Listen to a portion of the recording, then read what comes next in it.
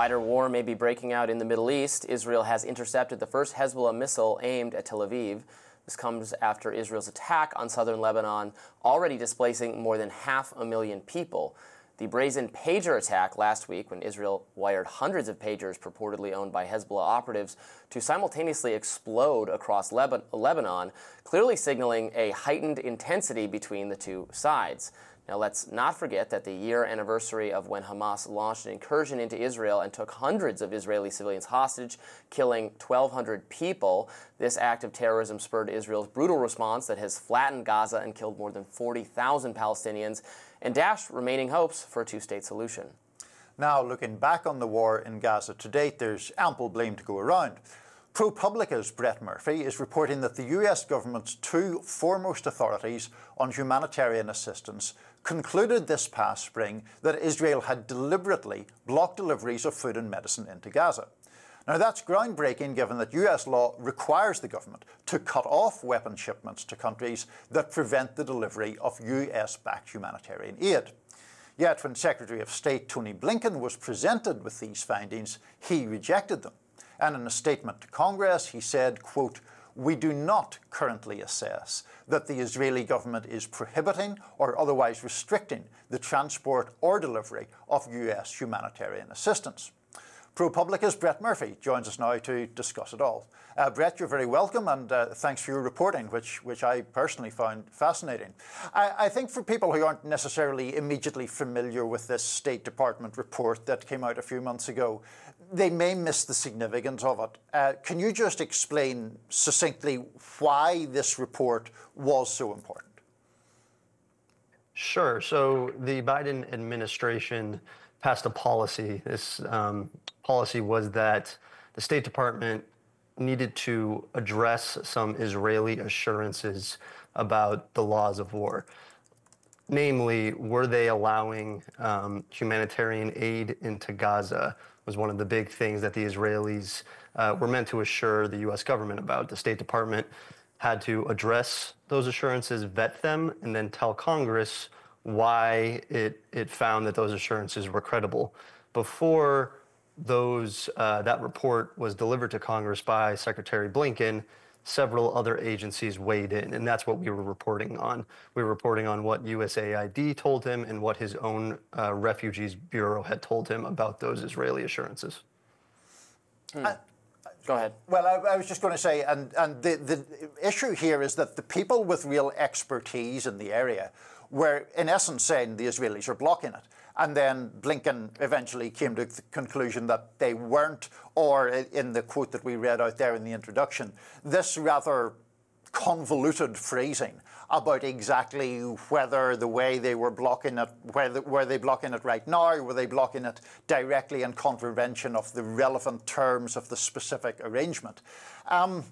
It's a pretty unpersuasive document, in my judgment, the Supreme Court, the State Department report. But how do you read where it eventually landed?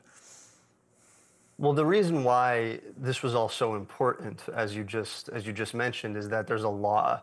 It's the Foreign Assistance Act, and that law says if the U.S. government knows that a foreign partner who we are providing military assistance to, if that foreign partner is simultaneously restricting or blocking humanitarian aid, then we, the U.S. government, is required to cut off the military assistance to that country.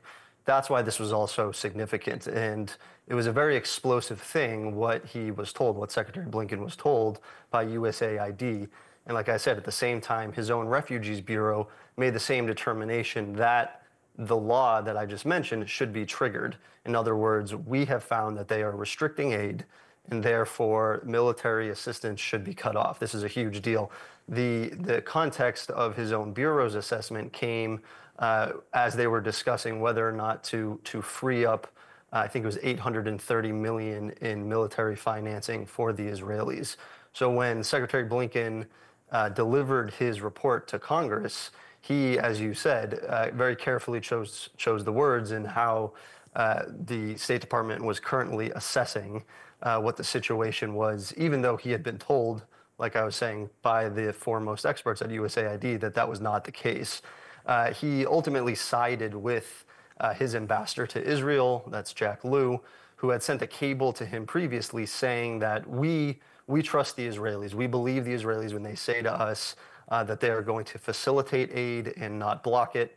This was also very significant because Ambassador Lew's own staff had told him repeatedly in the weeks and months leading up to that cable that the Israelis have been blocking aid into Gaza, and they've been listing specific incidents as evidence. USAID also listed specific incidents as evidence. So there was a lot of information that the State Department had at the time before Secretary Blinken delivered his official assessment to Congress. Well, and we've seen videos, right? We've seen videos of aid trucks being blocked. And then there was obviously what happened with the floating dock that was built by the U.S. to deliver aid that only functioned for a short period of time and cost a lot of money and was I think many people thought, a laughable project for delivering aid this way. But is there any defense the Israelis can muster? I'm just trying to play devil's advocate that, well, maybe it's unsafe or we're blocking it strategically at some times because this is an active combat zone and the humanitarian workers could come under threat as they have, as obviously the humanitarian workers who were killed in an absolute horrific travesty. Does that argument make any sense? So they've said, we are following international law. We've always operated under international law. They have also said some of these incidents in which aid workers, convoys were struck were mistakes. These arguments have been leveled sort of all year long. USAID enumerated a bunch of these, and they listed why they didn't believe those arguments held water. They were repeatedly assured that new measures would be taken, they would be sufficient, they would make sure these things would stop happening. But in aid's estimates, those were coming up short repeatedly. The one that kind of jumped out to me as I was reading their memo was flour. There was enough flour in an Israeli port about 30 miles away from Gaza. I think it was early in the year, maybe February to March.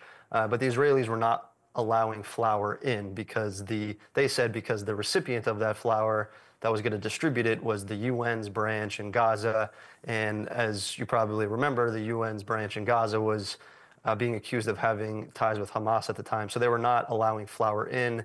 And that flour, USAID said could have fed, I think, 1.5 million people for 5 months. Likewise, with those strikes on the humanitarian group convoys, aid was saying that a lot of these incidents took place after those convoys' locations and routes were previously shared with the Israeli government and approved. That's a process called deconfliction. Same with some of these sites, medical tents and such. They were shared with the Israelis, but they were still struck in attacks later. They were saying this is evidence of them restricting humanitarian aid, and chalking these things up to an accident each time doesn't really hold water. Brett, first of all, I agree that issue of the flour jumped out at me from your report as well. As did another thing on the political side, where you quote a woman by the name of Stacey Gilbert, who of course resigned from the State Department over the State Department report that we're talking about. And you quote her talking about that report and saying, that report and its flagrant untruths will haunt us.